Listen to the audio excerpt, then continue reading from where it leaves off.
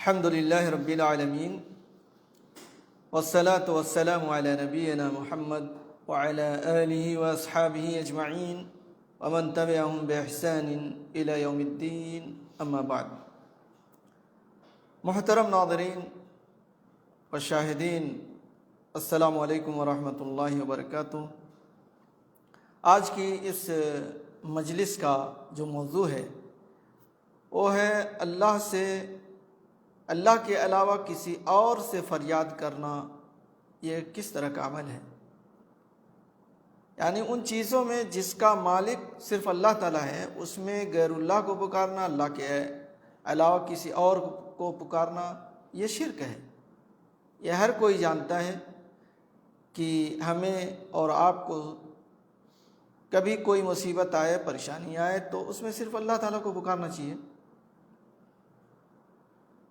وہی مدد کرنے والا ہے۔ اس کے علاوہ جتنے لوگ ہیں وہ کچھ بھی مدد نہیں کر سکتے۔ اگرچہ لوگ عقیدہ رکھیں، اپنے ذہن میں بیٹھا لیں کہ فلاں ہماری مدد کرتا ہے، فلاں ہمیں اولاد دیتا ہے، فلاں ہماری مصیبتوں کو دور کرتا ہے، ایسا کچھ بھی نہیں ہے۔ مصیبتوں سے نجات دینے والا، پریشانیوں کو دور کرنے والا، اولاد دینے والا، روزی عطا کرنے والا صرف اور صرف اللہ تعالیٰ کی ذات ہے، اس کے علاوہ کوئی نہیں ہے۔ اللہ تبارک و تعالیٰ قرآن مجید کے اندر فرماتا ہے، سورہ یونس کی آیت ہے، وَلَا تَدْعُ مِن دُونِ اللَّهِ مَا لَا يَنفَعُكَ وَلَا يَضُرُّكَ فَإِن فَعَلْتَ فَإِنَّكَ إِذًا مِّنَ الظَّالِمِينَ وَإِن يَمْسَسْكَ اللَّهُ بِضُرٍّ فَلَا كَاشِفَ لَهُ إِلَّا هُوَ وَإِن يُرِدْكَ بِخَيْرٍ فَلَا رَادَّ لِفَضْلِهِ يُصِيبُ بِهِ مَن يَشَاءُ مِنْ عِبَادِهِ وَهُوَ الْغَفُورُ الرَّحِيمُ۔ اور تم اللہ کو چھوڑ کر کسی ایسی چیز کو نہ پکارنا جو نہ کچھ تمہارا بھلا کر سکے اور نہ نقصان۔ اگر تم ایسا کرو گے تو ظالموں میں سے ہو جاؤ گے، اور اگر اللہ تمہیں کوئی مصیبت پہنچائے تو اس کے سوا کوئی اس کو دور کرنے والا نہیں ہے، اللہ کے سوا کوئی اس کو دور کرنے والا نہیں ہے۔ اگر تم سے بھلائی کرنا چاہے تو کوئی اس کے فضل کو روکنے والا بھی نہیں ہے۔ وہ اپنے بندوں میں سے جسے چاہتا ہے اپنے فضل سے نوازتا ہے، اور وہ بخشنے والا اور رحم فرمانے والا ہے۔ تو میرے بھائی اور دوستو، اس آیت سے یہ بات سمجھ میں آتی ہے کہ اللہ تبارک و تعالیٰ کسی کو پریشانی میں ڈالنا چاہے تو دنیا کا کوئی بھی فرد اس کو روک نہیں سکتا، کوئی روک نہیں سکتا۔ کس سے کہانیاں اگرچہ لوگ گڑھے ہوئے ہیں، بنائے ہوئے ہیں کہ فلاں پیر ملک الموت کے ہاتھ سے روحوں کو چھین لیا، یہ سب کچھ ہونے والا نہیں، یہ سب گڑھی ہوئی باتیں ہیں، جھوٹ اور فساد ہیں، اس کا حقیقت سے دور تک کا واسطہ نہیں ہے۔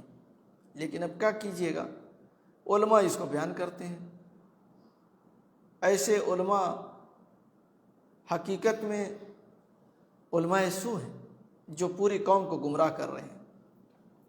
دوسری جگہ اللہ تبارک و تعالیٰ فرماتا ہے سورہ عنکبوت کے اندر، ان الذین تعبدون من دون اللہ لا یملکون لکم رزقا فابتغوا عند اللہ الرزق واعبدوہ واشکروا لہ الیہ ترجعون۔ تم اللہ کے سوا جن کو پکارتے ہو، جن کو پوجتے ہو، وہ تمہیں رزق دینے کا اختیار نہیں رکھتے، اور رزق نہیں دے سکتے، بس اللہ ہی کے یہاں سے رزق طلب کرو اور اسی کی عبادت کرو، اسی کی بندگی کرو، اسی کا شکر ادا کرو، اسی کی طرف تم لوٹاؤ جاؤ گے۔ ہم اور آپ سب لوگ اللہ ہی کی طرف جائیں گے، لوٹ کر کے اسی کے پاس جانا ہے، اس لیے ہمیں اسی سے مدد مانگنا چاہیے، اسی سے طلب کرنا چاہیے۔ تیسری جگہ سورہ احقاف کے اندر اللہ تعالیٰ فرماتا ہے، وَمَنْ أَضَلُّ مِمَّنْ يَدْعُو مِن دُونِ اللَّهِ مَنْ لَا يَسْتَجِيبُ لَهُ إِلَى يَوْمِ الْقِيَامَةِ وَهُمْ عَنْ دُعَائِهِمْ غَافِلُونَ وَإِذَا حُشِرَ النَّاسُ كَانُوا لَهُمْ أَعْدَاءً وَكَانُوا بِعِبَادَتِهِمْ كَافِرِينَ۔ اور اس شخص سے بڑا گمراہ کون ہو سکتا ہے جو اللہ کو چھوڑ کر ان کو پکارے جو قیامت تک اسے جواب نہیں دے سکتے۔ دیکھ لیں کون جواب دیتا ہے، لوگ پکار تو رہے ہیں، بتوں کو پکارنے والے بھی ہیں، اور اسی طریقے سے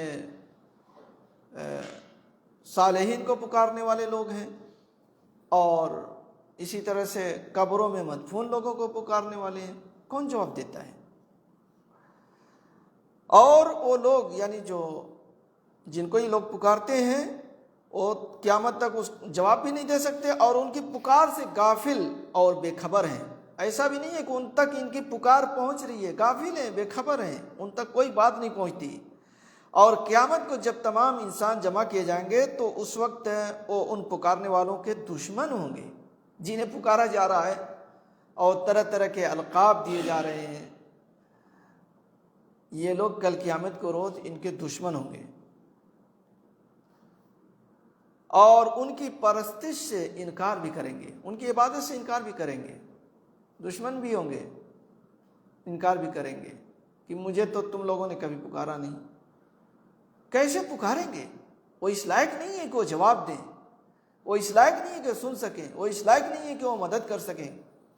تو میرے بھائی اور دوستو، ہم لوگوں کو سمجھنا چاہیے، اور جو ہمیں دین ملا ہے اس دین کو شرکی اعمال سے برباد نہیں کرنا چاہیے۔ چوتھی جگہ اللہ تعالیٰ فرماتا ہے سورۃ النمل کے اندر ہے یہ آیت، امن یجیب المضطر اذا دعاہ ویکشف السوء ویجعلکم خلفاء الارض االہ مع اللہ قلیلا ما تذکرون۔ جب کوئی بے قرار فریاد کرے تو کون ہے جو اس کی پکار اور فریاد کو سنے؟ کون اس کی تکلیف دور کرتا ہے؟ اور کون ہے جو تمہیں زمین کا خلیفہ بناتا ہے؟ یہ سب کچھ اللہ کرتا ہے، تو کیا اللہ کے ساتھ کوئی اور معبود ہے؟ تم لوگ کم ہی سوچتے ہو، کم ہی نصیحت پکڑتے ہو۔ اس لیے ہم سب کو یقین کے ساتھ یہ بات سمجھ لینی چاہیے کہ اللہ کے سوا کوئی اور مشکل کشا نہیں ہے، اللہ کے سوا کوئی اور غریب نواز، امیر نواز نہیں ہے، کوئی مصیبتوں کو دور کرنے والا نہیں ہے۔ غوث اعظم کوئی ہے تو اللہ تعالیٰ ہے، اللہ تعالیٰ ہی مدد کرتا ہے۔ اس لیے لوگوں کو چاہیے کہ ان مخلوقات کو چھوڑ کر کے اللہ تعالیٰ کو پکاریں، حتیٰ کہ اللہ کے نبی اللہ کی مخلوقات میں سب سے محبوب ذات نبی صلی اللہ علیہ وسلم کی ذات ہے، ان کو بھی پکارنے سے منع کیا گیا ہے۔ اللہ کے نبی صلی اللہ علیہ وسلم بھی مدد نہیں کر سکتے۔ اللہ تعالیٰ فرماتا ہے سورۃ الاعراف میں، ایشرکون ما لا یخلق شیئا وهم یخلقون ولا یستطیعون لهم نصرا ولا انفسهم ینصرون۔ کیا وہ ایسوں کو اللہ تعالیٰ کا شریک بناتے ہیں جو کچھ بھی پیدا نہیں کر سکتے؟ یہ لوگ کچھ بھی پیدا نہیں کر سکتے، کیونکہ وہ خود پیدا کیے جاتے ہیں، اور نہ ان کی مدد کی طاقت رکھتے ہیں، اور نہ اپنی ہی مدد کر سکتے ہیں۔ سورہ فاطر کے اندر اللہ تعالیٰ فرماتا ہے، والذین تدعون من دون ما یملکون من قطمیر ان تدعوهم لا يسمعوا دعاءکم ولو سمعوا ما استجابوا لکم ویوم القیامۃ یکفرون بشرککم ولا ینبئک مثل خبیر۔ اور اللہ کو چھوڑ کر جن کو تم پکارتے ہو، اللہ کو چھوڑ کر جن کو تم پکارتے ہو، وہ ایک کھجور کی گھٹلی کے چھلکے کے برابر بھی مالک نہیں ہے۔ کھجور کی جو گھٹلی ہوتی ہے اس پر چھلکا کتنا ہوتا ہے؟ بالکل باریک سا، ہلکا سا ہوتا ہے، اس کے بھی مالک نہیں ہو۔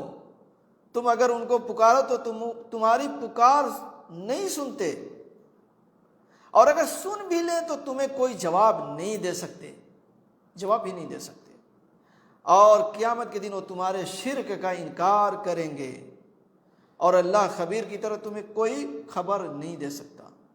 تو میرے بھائیو دوستو، یہ اللہ تعالیٰ بتا رہا ہے کہ وہ سنتے نہیں، وہ جواب نہیں دے سکتے، وہ کسی چیز کے مالک نہیں ہیں، کھجور کی گھٹلی پر جو چھلکا ہے اس کے بھی مالک نہیں ہیں۔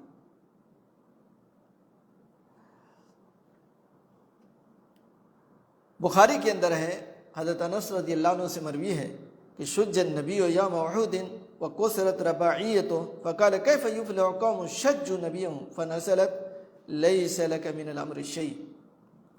سورہ آل عمران کی آیت ہے، لیس لک من الامر شیء۔ حضرت صلی اللہ علیہ وسلم غزوہ احد میں زخمی ہو گئے، اور آپ کے سامنے کے 2 دانت شہید کر دیے گئے، جس پر آپ نے فرمایا ایسی قوم کیسے کامیاب ہو سکتی ہے جس نے اپنے نبی کو زخمی کر دیا ہے۔ تو اس پر یہ آیت نازل ہوئی، لیس لک من الامر شیء، اے پیغمبر اس معاملے میں آپ کو کچھ بھی اختیار نہیں ہے۔ یعنی کامیابی دینے والا کسی قوم کو یہ اللہ تعالیٰ کے ہاتھ میں ہے، کسی نبی کے ولی کے ہاتھ میں نہیں ہے۔ اللہ تعالیٰ نے یہ آیت اتاری لیس لک من الامر شیء، اے پیغمبر اس معاملے میں آپ کو کچھ بھی اختیار نہیں ہے۔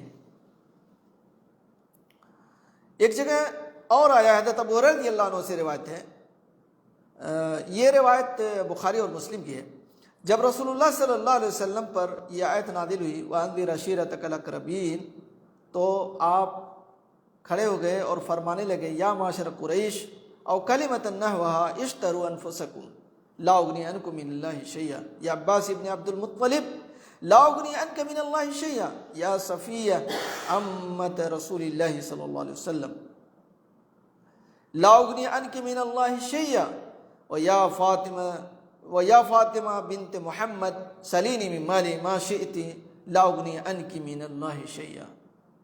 بخاری اور مسلم کی روایت ہے کہ جب یہ آیت نازل ہوئی وَأَنذِرْ عَشِيرَتَكَ الْأَقْرَبِينَ، اپنے قریبی رشتہ داروں کو آپ ڈرائیے، ان کو تبلیغ کیجئے، ان کو دین کی دعوت دیجئے، ان کو اللہ کے عذاب سے ڈرائیے، بتائیے ان کو۔ تو اللہ کے نبی صلی اللہ علیہ وسلم ان کے پاس جا کر کے آپ فرماتے ہیں قریش کی جماعت، یا اس طرح کا کوئی اور کلمہ آپ نے فرمایا، اپنی جانوں کو خرید لو، یعنی اپنے آپ کو بچا لو، اللہ کے یہاں میں تمہارے کسی کام نہ آ سکوں گا۔ اے عباس ابن عبد المطلب اپنے آپ کو بچا لو، اللہ کے یہاں میں تمہارے کسی کام نہ آ سکوں گا۔ اے میری پھوپھی صفیہ اپنے آپ کو بچا لو، اللہ کے یہاں میں تمہارے کسی کام نہ آ سکوں گا۔ اے میری بیٹی فاطمہ میرے مال تھے جو چاہو مانگ لو، لیکن اللہ کے یہاں میں تمہارے کسی کام نہ آ سکوں گا۔ یہ اللہ کے نبی صلی اللہ علیہ وسلم فرما رہے ہیں۔ آپ کیا فرما رہے ہیں؟ کہہ رہے ہیں عمل کرو، اپنے نفسوں کو آزاد کراؤ، جہنم سے آزاد کراؤ، عمل کر کے اپنے نفسوں کو آزاد کراؤ جہنم سے۔ میں قیامت کے روز تمہارے کوئی کام نہیں آؤں گا۔ اس لیے ایک مسلمان کو سوچنا چاہیے کہ اللہ کے نبی صلی اللہ علیہ وسلم سید الاولین والآخرین، نبیوں اور رسولوں کے سردار، اللہ تعالیٰ کی مخلوقات میں سب سے افضل، وہ اس طرح کی بات کہہ رہے ہیں، اپنے گھر والوں کو بتا رہے ہیں کہ تم لوگ عمل کرو، اپنے نفسوں کو بیچو اور جہنم سے اپنے نفسوں کو آزاد کراؤ۔ یہ اللہ کے نبی صلی اللہ علیہ وسلم فرما رہے ہیں کہ عمل کرو، اپنی بیٹی فاطمہ کو کریں۔ لیکن آج دیکھ لیجئے کتنے لوگ کتنی خوش فہمی میں ہیں۔ ایک عالم حیدرآباد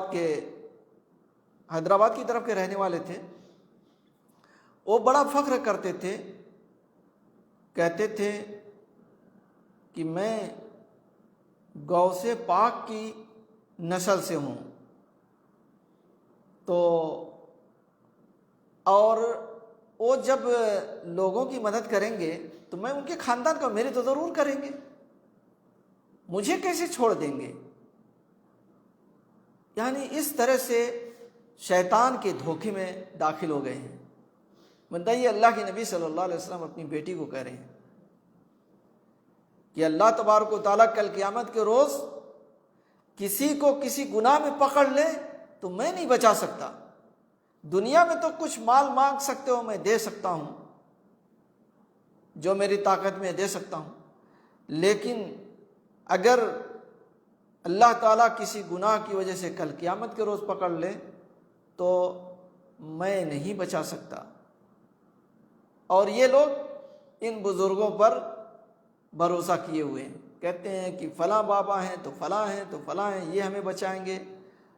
بلکہ ایک عالم تو، ایک پیر صاحب نے تو یہاں تک کہہ دیا کہ قیامت کے روز میرا بھی ایک جھنڈا ہوگا، اور اس جھنڈے کے تلے جو بھی آئے گا میں اس کی بخشش کرواؤں گا اللہ تعالیٰ سے۔ کیا کیا خرافات ہیں! میرے بھائیو دوستو، لوگوں کو ڈرنا چاہیے اور عقل سلیم کا استعمال کرنا چاہیے، اس لیے کہ بہت سے علماء ہیں اس طرح کی باتیں کرتے ہیں جس کا قرآن سے کوئی ثبوت نہیں ہے، حدیث سے کوئی ثبوت نہیں ہے، بالکل خرافات ہیں، قصے کہانیاں ہیں، خواب میں کوئی چیز دیکھ لیے اس کو بیان کر رہے ہیں۔ اب لوگ یہاں تک بیان کرتے ہیں کہ عبد القادر جیلانی رحمہ اللہ کا کوئی دھوبی تھا جو ان کا کپڑا دھوتا تھا، وہ جب قبر میں گیا تو ان سے جب منکر نکیر سوال کر رہے ہیں تو کہتے ہیں، ہر سوال کا جواب وہ یہ کہتے ہیں کہ میں عبد القادر جیلانی کا دھوبی ہوں۔